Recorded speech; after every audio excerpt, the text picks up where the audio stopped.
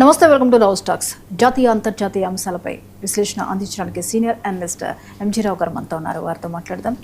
Good afternoon sir.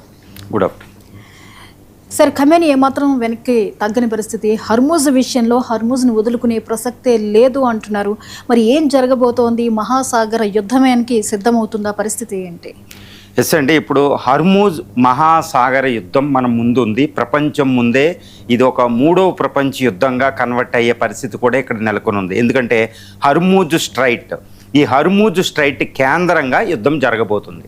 ఎందుకు జరగబోతుందంటే Hormuz straight ఎట్టి పరిస్థితుల్లో వదులుకునే ప్రసక్తి లేదు, ఇరాన్ దాన్ని కాపాడుకోవాల్సిందే అన్నట్టు ఇప్పుడు కొత్తగా వచ్చిన సుప్రీం లీడర్ ముస్తాబా ఖైమోని నిర్ణయించినట్టు తెలుస్తుంది. ఐఆర్జీసీ దీనికి అనుకూలంగా ప్లాన్ చేసినట్టు కూడా తెలుస్తుంది. ఎట్టి పరిస్థితుల్లో దీన్ని వదులుకోం. ఇప్పుడు రీసెంట్గా జూన్ 17వ తారీఖున యునైటెడ్ స్టేట్స్ ఆఫ్ అమెరికా, ఇటు ఇస్లామిక్ రిపబ్లిక్ ఆఫ్ ఇరాన్ రెండూ కలిసి శాంతి ఒప్పందం తాత్కాలికంగా MOU మీద సంతకం చేయడం జరిగింది. ఇందులో ఆర్టికల్ 5 అనేది హర్మూజ్ స్ట్రైట్కి సంబంధించింది. ఇప్పుడు ఈ హర్మూజ్ స్ట్రైట్ మీద మేము గ్రిప్ వదులుకోము అన్నట్టు ఇరాన్ ప్రవర్తిస్తుంది. అమెరికా అయితే ఎట్టి పరిస్థితుల్లో కుదరదు అన్నట్టు ఉంది. అందుకనే హర్మూజ్ స్ట్రైట్ కేంద్రంగా ఒక మహాసాగర యుద్ధానికి తెరదీసింది. ఇది ఇటు ట్రంప్ ఇటు ముస్తాబా ఖైమని ఇద్దరు ఎట్టి పరిస్థితుల్లో తగ్గడం లేదనేది అక్కడ పరిస్థితిని చూస్తే మనకు అర్థమైపోతుంది. ఆల్రెడీ ఇప్పటికే ఈ హర్మూజ్ స్ట్రైట్ వదులుకోం యుద్ధమే అన్నట్టు ఎందుకు చేస్తుందంటే, ఈ ఇరాన్ ఏంటంటే హర్మూజ్ స్ట్రైట్లో ఇరాన్కి సంబంధం లేకుండా ఎవరు కూడా టోల్ ఫీ కట్టకుండా ఎవరైతే వెళుతున్నారో వాళ్ళ మీద దాడులు చేస్తుంది, మిసైల్ దాడులు. కాబట్టి రీసెంట్గా 2 నౌకలు 3 నౌకలు, భారత్కు సంబంధించిన ఒక నౌక మీద అది ఇరాన్ దాడి చేయడం జరిగింది. ఇందులో ఎంతోమంది క్రూ మెంబర్ కూడా చనిపోవడం జరిగింది. దీన్ని కాదని అమెరికా ఏం చేస్తుంది, ఈ ఒమన్ తీరం వెంబడి ఇంకో ఆల్టర్నేటివ్ రూట్ పెట్టింది.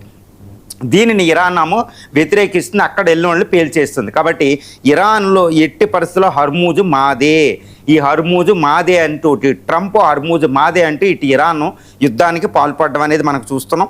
ట్రంప్కి ఒక బిగ్ ఛాలెంజ్ ఇప్పుడు ఇరాన్ విసిరేసింది. ఎందుకంటే ఈ హర్మూజ్ స్ట్రైట్ 167 కిలోమీటర్ల పొడవు, 37 నుంచి 39 కిలోమీటర్ల వెడల్పు, పర్షియన్ గల్ఫ్ ఆఫ్ ఒమన్, ఈ చుట్టూరు చూస్తే UAE, బహ్రైన్, ఖతారు, పైన చూస్తే ఇటు ఇరాకు, అటు ఇరాను, ఈ విధంగా 6 దేశాల సరిహద్దులు పంచుకుని ఉండే. ఇటు సౌదీ అరేబియా, GCC కంట్రీస్ అన్నీ ఆయిల్ అటు ద్వారానే వెళ్ళాలి. ఇటువంటి కీలకమైన దానిని మేము వదులుకోము అన్నట్టు ఇప్పుడు మాట్లాడుతుంది. ఎందుకంటే ఇది మేము గెలిచాం అందుకని నేను వదులుకోను అంటుంది ఇరాన్.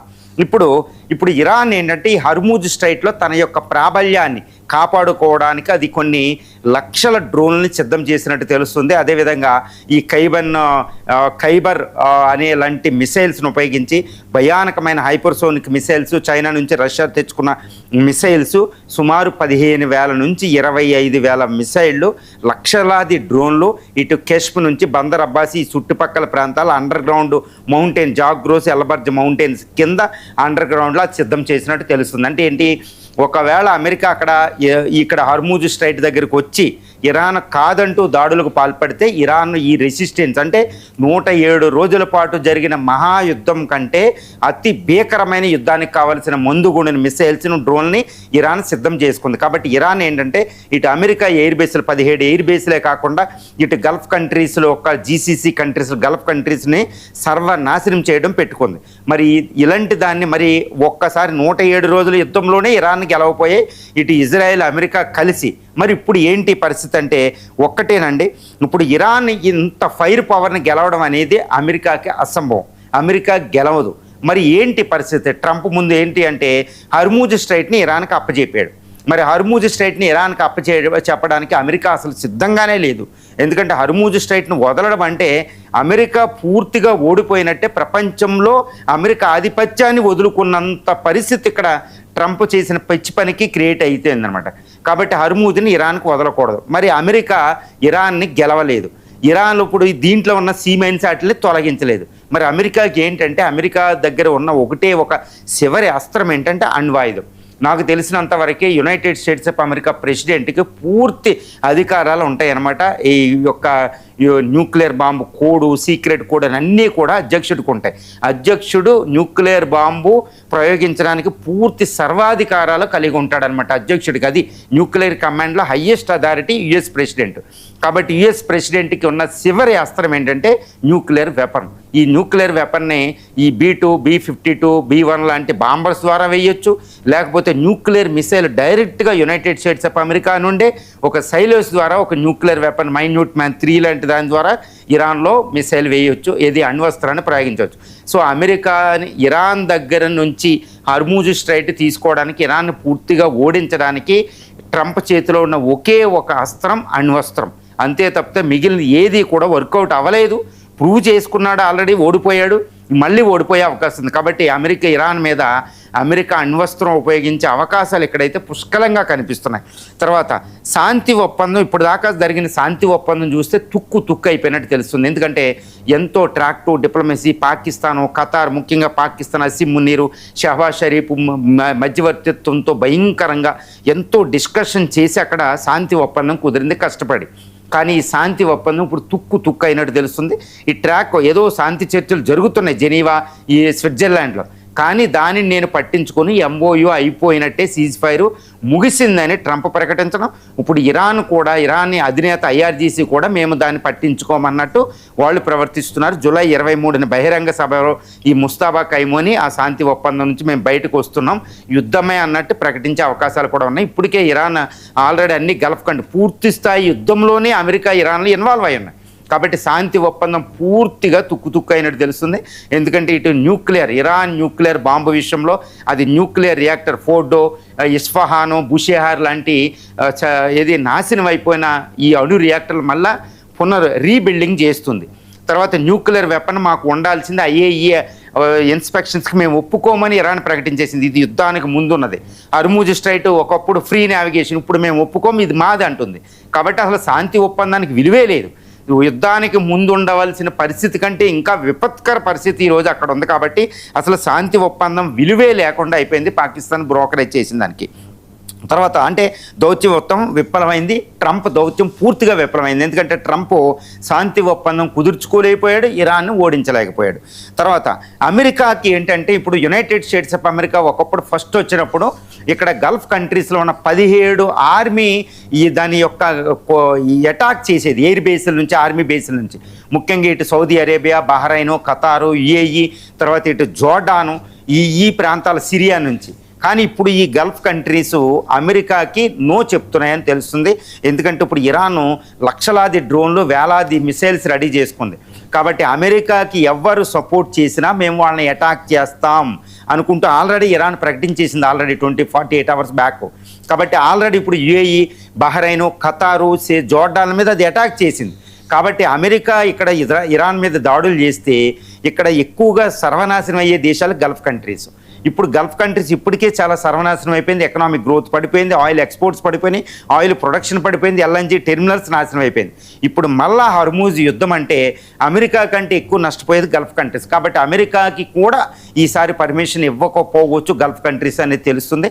మరి అలాంటి పక్షంలో అమెరికా ఏంటంటే ఇటు యూరోపియన్ యూనియన్ నుంచి, ఇటు టర్కీ నుంచి, ఇటు ఇండియన్ ఓషన్లో ఉన్న ఈ డిగో గార్షియా నుంచి డైరెక్ట్గా ఇరాన్ మీద అటాక్ చేసే పరిస్థితి ఉంది, లేదా ఈ నేవీల్లో ఉన్న ఎయిర్ క్రాఫ్ట్ క్యారియర్ నుంచి. అంతేగాని అమెరికా మాత్రం ఈ గల్ఫ్ కంట్రీస్ నుంచి అటాక్ చేయడానికి ఈసారి పర్మిషన్ ఇచ్చే అవకాశం గల్ఫ్ కంట్రీస్లో లేదు అనేది తెలుస్తుంది. గల్ఫ్ కంట్రీస్లో యుద్ధం కూడా పాల్గొనవు. కాబట్టి ఇరాన్కి ఈసారి అప్పటికంటే ఇప్పుడు ఎక్కువ బలం పెరుగుతుందనేది కూడా మనం చెప్పొచ్చు అనమాట. తర్వాత అమెరికాకి వీక్నెస్ ఏంటి? యునైటెడ్ స్టేట్స్ ఆఫ్ అమెరికాకి ఒక పెద్ద బలహీనత ఇక్కడ ఉంది. అది ఏంటి అంటే ఇక్కడ చెప్పాలి అంటే అమెరికాకి బలహీనత ట్రంప్ దౌత్యమే. ఎందుకంటే తన తోటి పార్ట్నర్ కంట్రీస్ అయిన నాటో దేశాలు అమెరికాకి సపోర్ట్ చేయడం లేదు. This is the first time after second world war తర్వాత ఈవెన్ బ్రిటన్ కూడా దానికి సహాయం చేయడం లేదు. ఎందుకంటే ఈ ట్రంప్కి నాటో దేశాలకి పడడం లేదు. నాటో అంటే ట్రంప్ దౌత్యం వీక్నెస్ అమెరికాకి. తర్వాత ఈ గల్ఫ్ కంట్రీస్లో సౌదీ అరేబియా, ఈ బహ్రైను, ఖతారు, UAE లాంటి అమెరికా మిత్ర పక్షాలు అమెరికా ఎయిర్ బేస్లు ఉన్నాయి. బహ్రైన్ కూడా ఎయిర్ బేస్లు ఉన్నాయి. ఈ దేశాలు కూడా ట్రంప్ని పూర్తి స్థాయిలో నమ్మడం లేదు. కాబట్టి ఇక్కడ అమెరికా వీక్నెస్సే డొనాల్డ్ ట్రంప్ అని చెప్పవచ్చు. అందుకని అమెరికా వీక్ కాదండి. America is the super power, military power, అది గ్లోబల్ ప్లేయర్, అది మిలిటరీ మైటీ సూపర్ పవర్. ఆ దేశానికి ఇరాన్ పెద్ద విషయం కాదు. కాకపోతే ట్రంప్ దౌత్యం అనేది కుదరక అమెరికా వీక్నెస్ ఉంది. అందుకే ఇరాన్ దాన్ని లెవరేజ్ తీసుకుంటుంది. ఇరాన్ దాన్ని అడ్వాంటేజ్గా తీసుకుంటుంది. మోడీ ఏదైతే ట్రంప్ దౌత్యం, ట్రంప్ బలహీనత అమెరికాకు ఉన్నదాన్ని.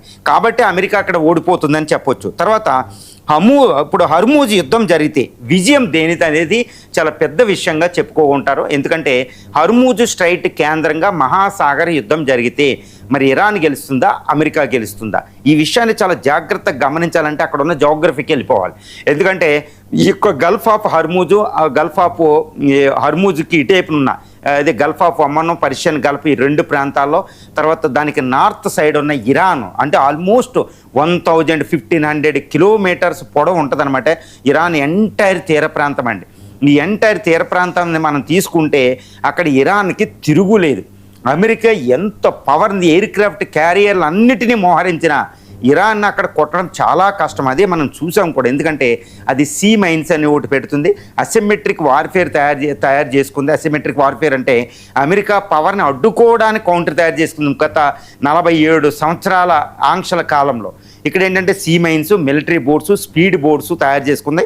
ఐఆర్జీసీ ఏంటంటే నేవల్ ఫోర్సు చాలా చీప్ వెపన్స్తో ఏ షిప్నైనా పేల్చగలదు. ఈవెన్ అమెరికా ఎయిర్ క్రాఫ్ట్ క్యారియర్ను కూడా అది పేల్చే సత్తా అక్కడ డెవలప్ చేసుకుంది.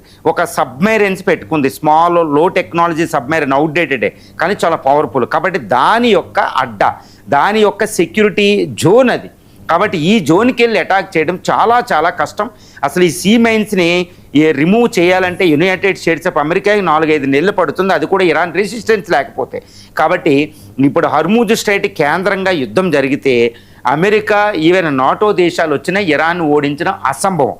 ఒకవేళ ఓడించినా దాన్ని కాపాడుకోవడం అసంభవం. ఎందుకంటే ఐఆర్జీసీ కమాండోస్ ఏం చేస్తారంటే యుద్ధం ముగిసినా వాళ్ళు గెలిల్లా వార్ఫేర్ చేస్తారు.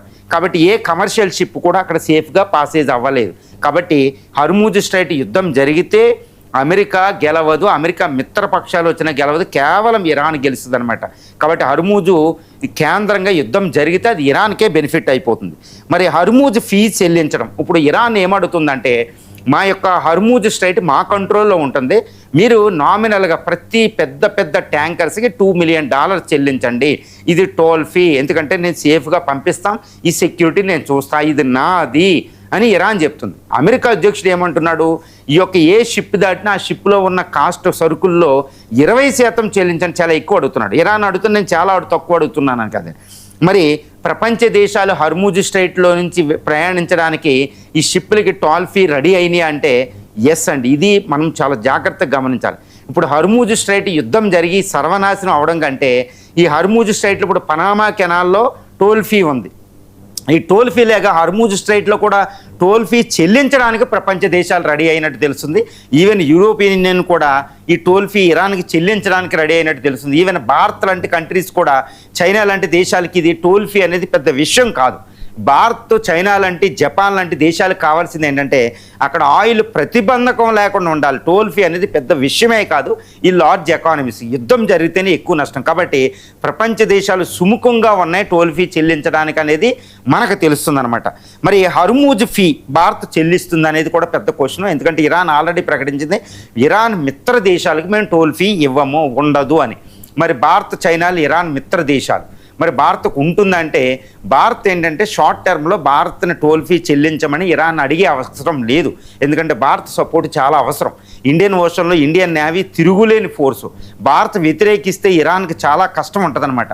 కాబట్టి భారత్ మీద అంటే మొదటి అంటే కొన్ని 2-3 సంవత్సరాల పాటు టోల్ ఫీ అడగదు, కానీ భవిష్యత్తులో ఇరాన్కి మనం టోల్ ఫీ చెల్లించాల్సిన అవసరం అయితే ఉంటుంది. కానీ ఇండియాకి ఏంటంటే టోల్ ఫీ చెల్లించడం అనేది పెద్ద ఇష్యూ కాదు. కానీ ఇండియా టోల్ ఫీ చెల్లించడం అంటే ఈ పర్షియన్ గల్ఫ్ దగ్గర చెల్లించడం అయితే ఇండియన్ ఓషన్లోకి వస్తుంది. ఇండియన్ ఓషన్లో తిరుగులేని సైనిక శక్తి భారతదేశానికి. కాబట్టి ఇంత సైనిక శక్తి పెట్టుకుని వేరే చిన్న దేశం ఇరాన్కి టోల్ ఫీ చెల్లించడం అంటే అది ఇండియాకి అవమానం. యూరోపియన్ ఎక్కడో ఉంది, జపాన్ ఎక్కడ ఉందో అవి చెల్లించినా కాదు, కానీ ఇది ఇండియా సెక్యూరిటీ జోన్. కాబట్టి ఇండియా టోల్ ఫీ చెల్లించడానికి పూర్తిగా వ్యతిరేకిస్తుంది అన్నట్టు తెలుస్తుంది. కానీ ఇండియా ఒక్క దేశానికి మాత్రం టోల్ ఫీ చెల్లించకుండానే ఫ్రీ నావిగేషన్ ఇచ్చే అవకాశం ఇరాన్ నుంచి మనకు ఉండే అవకాశం ఉంది. ఎందుకంటే ఇండియా మిలిటరీ శక్తిని తట్టుకోవడం ఇరాన్కి కష్టం. ఒకవేళ ఇప్పుడు కాదన్న భవిష్యత్తులో ఇండియాని ఫేస్ చేయడానికి ఇరాన్ కుదరదు. కాబట్టి ఇండియాకి టోల్ ఫీ ఉండదు అనేది మనం అక్కడ గ్రహించాలి. తర్వాత ముస్తాబా ఖైమోని, ఇప్పుడు ముస్తాబా ఖైమోని ఇప్పుడు పూర్తి స్థాయిగా యుద్ధ రంగంలోకి రావడం వల్లే ఇప్పుడు ఇరాన్ అడ్డం తిరిగినట్టు తెలుస్తుంది. ఇరాన్ ఎందుకు ముస్తాబా ఖైమోని వ్యూ ఏంటంటే ఈ హర్మూజ్ స్ట్రైట్ని కష్టపడి 107 రోజుల యుద్ధంలో ఇటు ఇజ్రాయెల్ అమెరికాని వ్యతిరేకించి వాళ్ళ మిలిటరీ ఫోర్స్ని తట్టుకుని మేము ఎంతో నష్టపోయి $250 బిలియన్ నష్టపోయి మేము హర్మూజ్ స్ట్రైట్ని చేజిక్కించుకున్నాం. కాబట్టి ఇది మీకు ఎందుకు ఇవ్వాలి అనేది ఇక్కడ క్వశ్చను. అది మనకు తెలుస్తుంది. ఎందుకంటే హర్మూజ్ స్ట్రైట్ ద్వారా మనకి అక్కడ ప్రపంచంలో మనం ఏం జరుగుతుందో మనం చూడాలి. హర్మూజ్ స్ట్రైట్ ఉంటేనే, కంట్రోల్లో ఉంటేనే ఇరాన్ ఆ ప్రాంతంలో సూపర్ పవర్ అవుతుంది.